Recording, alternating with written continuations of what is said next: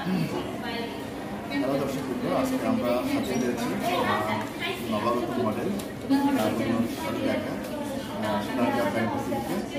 লাবণ্য আজকে যে night of ব্র্যান্ডসের যে এক্সিবিশনটা চতুর্থ এবং শেষ দিন, বিগত 3 দিন যাবত আমরা দেখলাম, স্টেজ পারফর্ম দেখলাম। তো আজকে শেষ বিদায়ের দিন, অনেক অনুভূতি কেমন এবং এই বাকি গত 3 দিনে কী হলো সেটা তো দেখতে বলছে।